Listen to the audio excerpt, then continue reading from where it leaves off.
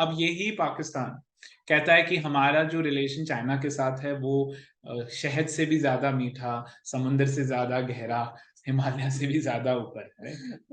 अब वही communist China, असल में देखा जाए तो गॉडलेस, कम्युनिज्म इज गॉडलेसनेस। अब Islamic republic of Pakistan where you are saying कि we are making a entire निजाम on God and you being allies with China, वो तो कोई पहली मेल नहीं, but they are close because एक कॉमन एनिमी हमारे देश भारत से हमको मिलता है, राइट? आई मीन अजीब सी बात है, secular democratic Republic of India, his enemy is a communist China and Islamic Republic, right? So अब उसी चाइना में उगर मुस्लिम्स की हालत आप देख रहे हो, देखिए modern day concentration camp.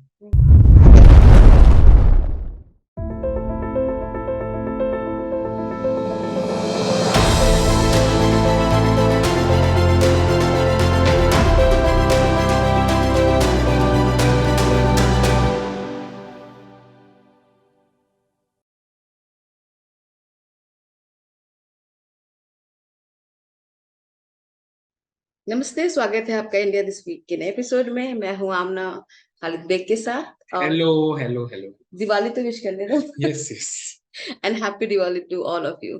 Happy Diwali to everyone. And I know this is the first time in 2 years in the podcast where we've had a gap of 10 days before episode. But, you know, we have our main jobs and then we obviously do put in a lot of effort and value your support and all your good wishes, all your great comments, some bitter comments also. But as long as the critique is civil, we like it. So happy Diwali to everyone. We'll again be back with one episode a week as we've been doing for 2 years for 730 days. 27th November 2021 was when the first episode came in. So we're roughly just there. So thank you for all the support. Please keep the support going on in every way. Thank you. So today we are going to record our episode on Afghan refugee crisis in the Pakistan. So Khalid, इस बार मैं आपसे सवाल पूछूंगी and I want you to answer it because mostly क्या होता है कि आप ही मुझसे पूछते रहते हो और आपके जो We'll change that now. Exactly, because our viewers also keep commenting कि हमें खालिद को और सुनना है। जी जी। तो first of all, let's start from the little background. Like, आप हमारे ऑडियंस को बताइए कि ये अफगान रिफ्यूजी का जो क्राइसिस है ये स्टार्ट ही क्यों हुआ? Right right. सी, जो वहां पे अफगानिस्तान में Islamic revolution, so called Islamic revolution 1973 में हुआ था, where the monarchy was discarded and then you know what happened, the land went from heaven to hell. Because of that, a huge influx of Afghan refugees happened into Pakistan, the neighboring, which you see in any conflict happens in the world.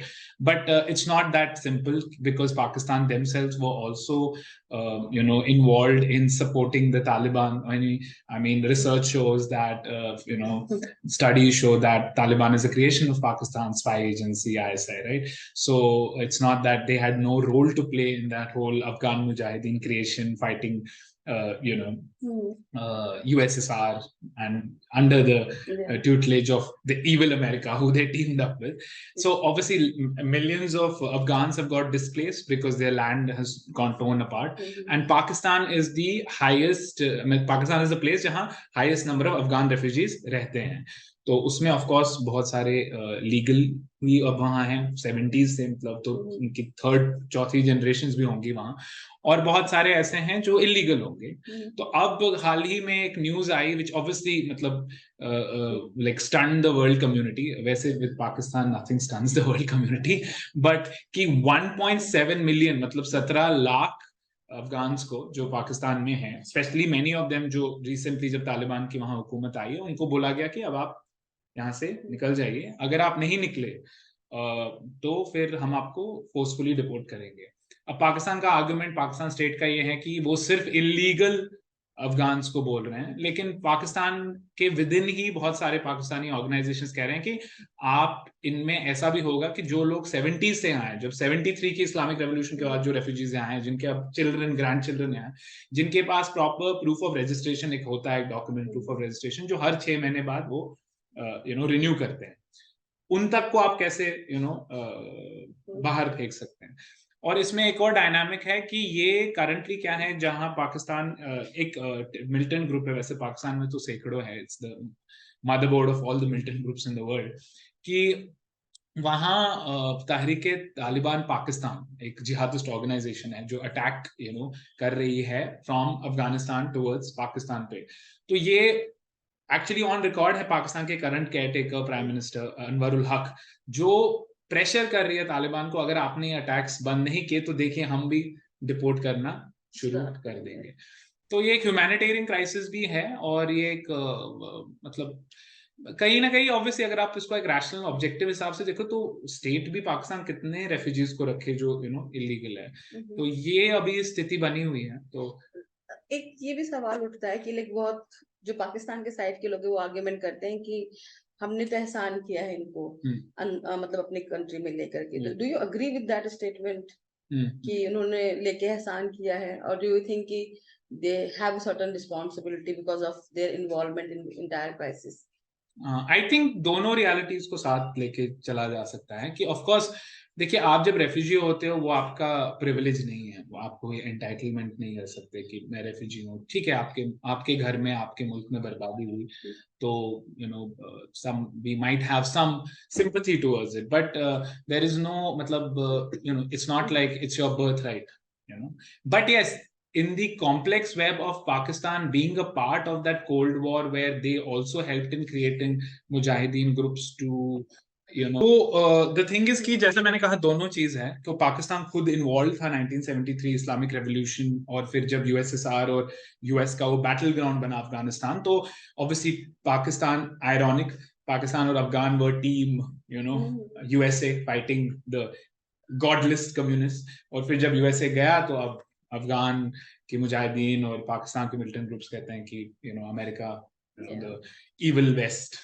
तो हाँ, जैसे मैंने कहा कि obviously एक state भी कितना burden ले सकता है, लेकिन बिकॉज वो स्टेट पाकिस्तान इन्वॉल्व था वहां अंडर जिया ul Haq, Mujahideen groups, militant groups, terror groups खड़े किए गए, तो वो लड़े फिर यूएसएसआर से। तो फिर जब ऑब्वियसली यूएसएसआर और अमेरिका वहां से चले गए, तो फिर ये लोग अनाथ से हो गए, फिर उन्होंने कहा कि अब कहाँ हम जिहाद करें, right, then they diverted to Kashmir. खैर तो दूसरी बात, बट फंड्स भी तो आए पाकिस्तान स्टेट को मिडिल ईस्ट कंट्रीज से, अरब कंट्रीज से, यूएस से, काफी सारा फंड आया to take care of the Afghan refugee. So in a way Afghanistan and Pakistan are intertwined in this.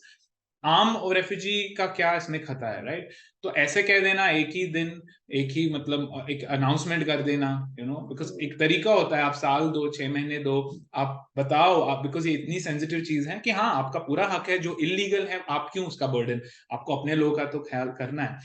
But Pakistan is intertwined in this, and जैसे मैंने कहा एक और चीज ये है कि अनवरुल हक कक्कर जो उनके करंट केयरटेकर पीएम है, उन्होंने भी तो कहा ना कि वो तहरीके तालिबान वो जो करती हैं पाकिस्तान अगेंस्ट पाकिस्तान, तो वो अफगान से ऑपरेट कर रही हैं, तो those people should this is the retaliation sort of. So आप मतलब बदला सा ले रहे हो उनके जो लोगों से।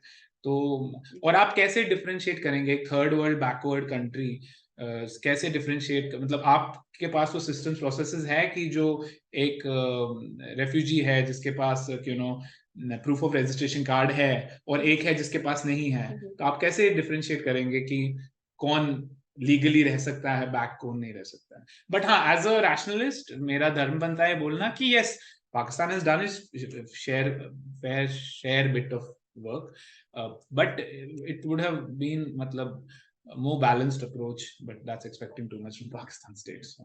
But there's also this point ki, and so many people argue about it as well ki, when you see the rhetoric coming from the Pakistan, it's always like ummah concept, and Muslims should help Muslim, let it be Palestinian issue or anywhere in the world, issue of Muslim and non-Muslim conflict.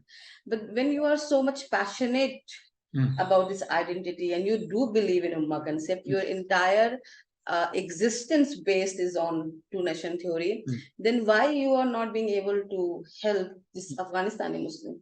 They are also the part of your ummah, aren't they? So ideologically, don't you think they are failing then? They're on they are not right now acting in sync with the ideology on which their nation is standing. See, वो तो एक larger मुस्लिम world, मुस्लिम mind का, जितने भी हम 1.180 crore 1.8 billion Muslims है out of 800 crore people on the planet, वो तो हमारा एक लार्जर प्रॉब्लम है। हम ये रिकंसाइल ही नहीं कर पाते उम्मा और नेशन स्टेट के बीच में कि जियोपॉलिटिक्स एक रियलिटी होती है, घर आपका एक रियलिटी होता है जो कि आपका नेशन स्टेट होता है। अगर उम्मा का कॉन्सेप्ट सच में होता तो जो 50 मुस्लिम कंट्रीज होती वो नहीं होती, वो एक कंट्री होती जिसका नाम जो भी मतलब आप Islamic republic of all Muslims होता, बट वैसा नहीं है, राइट।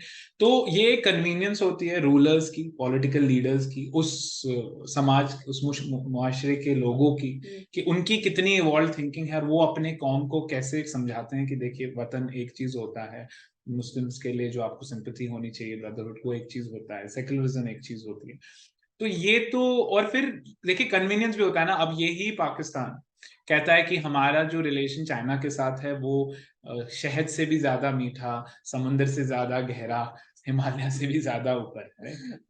अब वही कम्युनिस्ट चाइना, असल में देखा जाए तो गॉडलेस, कम्युनिज्म इज गॉडलेसनेस। अब Islamic republic of Pakistan where you are saying कि we are making a entire निजाम on God and you being allies with China, वो तो कोई पहली मेल नहीं, but they are close because एक कॉमन एनिमी हमारे देश भारत से उनको मिलता है, राइट।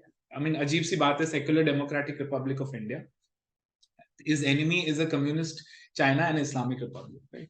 So अब उसी चाइना में उगर मुस्लिम्स की हालत आप देख रहे हो, देखिए मॉडर्न डे कॉन्सेंट्रेशन कैंप है वहां, जहां आपको एक री एजुकेशन दे रहे हैं, मतलब आप वहां अपना मजहब प्रोपोगेट नहीं कर सकते उगर मुस्लिम्स, आपको नाम चेंज करा रहे हैं, आपके कुरान शरीफ भी चेंज करा रहे हैं, राइट। तो ये तो इस पे तो पूरा मतलब मुस्लिम उम्मा across the world should have stood up and Pakistan should have been one, but वहां वो डिनाइल कहते हैं, वो कहते हैं ये है, ये तो चाइना के खिलाफ प्रोपेगेंडा है ना। तो ये कन्वीनियंस की होती है बात। ये देखिए आपका मुल्क जितना स्ट्रांग होगा ना, उतनी आप औकात रख सकते हो किसी को कुछ बोलने की, राइट। तो और ये जो प्रॉब्लम है, ये जो हम मुस्लिम बच्चों को सिखाते हैं ना कि आउटरीच तभी करना अगर नॉन मुस्लिम ने अटैक कर दिया तुमने, तब तुम कह देना कि यार ह्यूमैनिटी तो भाई क्या हो गया ह्यूमैनिटी। अब ये आप दो चीज लीजिए ना, अभी ये अफगान रेफ्यूजीज का मैं एक इमेज देख रहा था, एक छोटा सा लड़का था, मतलब हम में से किसी का भी बच्चा हो सकता है, उसको किसी पाकिस्तानी रेंजर ने गन के बट से मारा था। हाँ, अब उस पे तो कोई प्रोटेस्ट मुस्लिम वर्ल्ड में हो नहीं रही है, कोई फ्राइडे प्रेस में नहीं कह रहा है कि भाई ये हो रहा है, या राइट नाउ कोई मुस्लिम वर्ल्ड में इतनी हार्श कंडेमनेशन नहीं हो रही है पाकिस्तान की, राइट। बट इसराइल पैलेस्टीन में बिकॉज वहां डायनामिक उल्टा है, वहां जू दिखता है कि जू हैज द अग्रेसर और यहाँ मुस्लिम है, और अपनी अग्रेशन नहीं दिखती है कि जब हमास वहां से करता है। तो ये पहले विक्टिम तो इस मुस्लिम थॉट प्रोसेस के मुस्लिम्स ही होते हैं, बिकॉज एक पूरी लाइफ एक ऐसी डिल्यूजन और एक ऐसी गुमराही में वो जीते हैं, और अगर उनका लीडर मक्कार हो तो वो भी उसी को एक्सप्लॉइट करता है। तो इसका रीजन तो इसका ऐसा होना चाहिए, शुड बी, अगर आपका एक अच्छा लीडर पड़ा जैसे यूएई के हैं, तो आप देखिए उनके कितने बैलेंस स्टेटमेंट्स है इजराइल पैलेस्टीन। उन्होंने कहा कि इजराइल स्टेट वॉर क्राइम्स कर रहा है पैलेस्टीन में, बट ये भी कहा कि हमास ने जो किया वो, तो टर्की एक वक्त में होता था, बट खैर अर्दोगन तो एक और इस्लामिस्ट है। अब वहां देखिए वो खुद सेकुलर एंटरप्राइज में खड़े हैं, लेकिन खाब खलीफा के हैं। तो मुस्लिम्स नीड टू रियलाइज कि ये जो rational, critical, evolve thinking, logic separate नहीं कर पाते नेशन स्टेट को उम्मा से, वो अल्टीमेटली सबसे बड़े विक्टिम तो वही बनते हैं। अच्छा, now I am going to ask a question which is related to India as well. तो जैसे अभी इलीगल इमिग्रेंट्स को पाकिस्तान निकाल रहे हैं, if you read on the paper it's a very मतलब वैलिड थिंग टू डू किसी भी नेशन के लिए, but the way they are तरीका इस गलत है उनका, प्रोसेस सिस्टम एग्जैक्टली। आप एक महीने में नहीं बोल सकते हो किसी को। बट द सेम टाइम पे एक चीज है जो एमनेस्टी इंटरनेशनल ने बोली है कि बहुत सारे रिफ्यूजी, जिनको मुझे नाम नहीं याद आ रहा, रिफॉलमेंट क्या बोलते हैं, मतलब वो रिफ्यूजीज जो अगर आपके यहाँ इलीगल भी है बट अगर वो अपने घर में वापस जाते हैं तो वो प्रोसिक्यूट होंगे। तो ऐसे रिफ्यूजीज के बारे में आपको दोबारा सोचना पड़ता है। बट आप इंडिया में देखें तो हमारा जो था कि हम ये जो ऐसे ही इलीगल इमिग्रेंट्स, नॉट इलीगल कहेंगे बट जिनको आना पड़ा, मतलब लाइक हमारे देश नेबर कंट्री से प्रोसिक्यूट होकर के, तो उनको जब हमने सिटीजनशिप देने के लिए बनाया सीए, और साथ में अगर हमने ये सोचा कि जो इलीगल इमिग्रेंट्स है हम उनको भी वो करेंगे, चिन्हित करेंगे एनआरसी से, तो इन चीजों पे इतना बवाल क्यों मचा? और आप उसके अगर कंपैरिजन में देखें तो पाकिस्तान में कोई बवाल ही नहीं है, कुछ खास बातचीत ही नहीं हो रही। बिकॉज लोग ये समझते नहीं है ना कि जो यहाँ कम्युनिस्ट हैं राइट, जिनका कब्जा है कई सारे प्रोमिनेंट यूनिवर्सिटीज में, राइट, जो सोच बनाते हैं यूथ की। मतलब वंस आप उन यूनिवर्सिटीज में जाते हो, आपको भी पता है वो यूनिवर्सिटीज का नाम, मैं नाम नहीं लूंगा, तो उनके ह्यूमैनिटीज डिपार्टमेंट, तो वो तो आपको टेरर अपोलोजिस्ट, आपको नेशन स्टेट के कॉन्सेप्ट के खिलाफ सिखाते हैं। तो वही तो थे एट द फोरफ्रंट। और आप अजीब सी बात देखिए, इंडिया कहता है जो परसिक्यूटेड नॉन मुस्लिम माइनॉरिटीज हैं पाकिस्तान और अफगानिस्तान, उनको हम श्रेय देंगे, they they are living a life of help. So in that case India is doing a lot of humanitarian service, and where else will those people go but to the Indic civilization. वहां leading front पे कौन थे? यहाँ communist और Islamist, because उनसे ये बर्दाश्त नहीं हुआ कि आप जो वहां हो रहे हैं उनको हम नहीं लेंगे। उसके बाद हर कंट्री का हक होता है यार, मतलब आप यूएस जाएंगे, कहीं भी जाएंगे, उनके पास एक नेशनल रजिस्ट्री होती है सिटीजन्स की, ये है हमारे सिटीजन्स, ये हमारे लोग हैं, राइट। इंडिया एक वाहिद मुल्क है जो दुनिया की सबसे ज्यादा आबादी जहां है, जिनका नेशनल रजिस्टर सिटीजन। और जब आप इसकी बात भी करते हो तो सबसे रैबिड लेफ्ट विंग ग्रुप्स और इस्लामिस्ट कहते हैं कि नहीं। तो मान ली तो जो अगर यहाँ इलीगल है बाकी मुल्कों से, हमें उनको छूना भी नहीं है, और उनकी इलीगल इमिग्रेशन को फैसिलिटेट भी करना है, चाहे वो ऐसे कल्चर से आए हो जो एंटी इंडिक सिविलाइजेशन, चाहे वो उइगर मुस्लिम क्यों नहीं। एग्जैक्टली। तो अगर आप छोटी सी भी बात कर दे तो ऐसा एक माफिया बैठा हुआ है यहाँ न्यूज़पेपर्स में, यहाँ के एकेडमिया में, यहाँ के स्ट्रीट पार्क, उनका स्ट्रीट पार्क तो खैर फिर इस्लामिस्ट है, कि जो कि आपको कहेगा नहीं आप कैसे कर सकते हो। इमेजिन एक, मतलब इतना डेंजर है ये नेशनल सिक्योरिटी को, इतना डेंजर है सोशल फैब्रिक को, कि लाखों होंगे जो इलीगल है और आपको कहा जाता है कि नहीं आपका कोई हक नहीं है। तो आई थिंक कहीं ना कहीं ये बायस भी है लार्जर एब्राहमिक माइंडसेट का टुवर्ड्स पॉलिथिस्ट मेजोरिटी इंडिया। लेकिन within the polytheist majority India भी ऐसे पॉलिथिस्ट है जो अपने वतन को बेचने को तैयार है विद दोज इब्राहिम।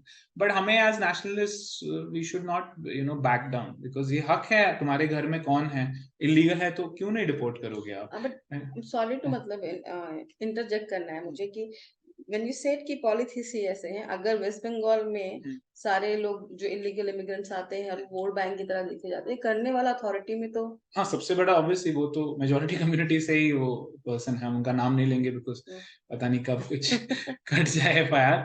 तो एक कॉम्प्लेक्स चीज है, तो ये एक नेशनलिस्ट को समझना भी चाहिए कि आपके ट्रेटर्स सारी कम्युनिटीज में स्प्रेड है। तो कोई आउट ऑफ अपने थियोलॉजिकल वर्ल्ड व्यू से करता है, लेकिन कोई अपना जस्ट ये करता है। तो आई थिंक ये ये इंडिया को, I mean after this should be very like clear कि India has to, I mean Pakistan has more autonomy, it feels like exactly exactly. और रेसिज्म और लोअर एक्सपेक्टेशंस भी है ना, कि भाई मतलब वो तो है ही ऐसे अगर वो कर रहे हैं।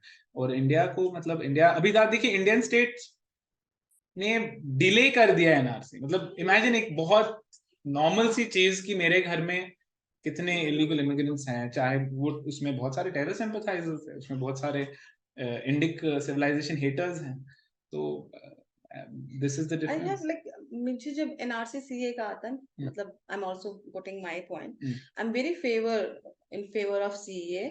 एनआरसी को अलग देखा जाए तो भी, बट हाँ ये भी चीज है कि अगर एनआरसी सीए साथ में लाया जाए तो I have some questions about it. हाँ वो प्रोसेस पे भी, an a democratic setup in such a free country we have the right. Also I think कि NRC should be a very long process given the vastness of the country, and there should be proper strategy for implementation.